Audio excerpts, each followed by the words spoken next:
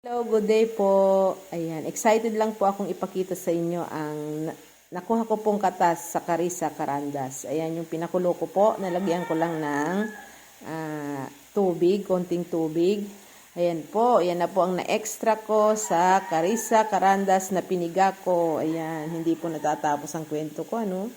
Ayan, pang tatlong pakita ko na sa inyo ito. Ayan po, okay. Yan po ay kayang timplahin sa 3/4 pitchel na tubig kada isa po niyan. So, makakatimpla tayo dyan ng 3 pitchel. Siyempre, pag nilagay po natin yan sa 3/4 pitchel na tubig, mapuno-puno na po ang pitchel. Ayan. Tapos, lalagyan po natin ng konting asukal.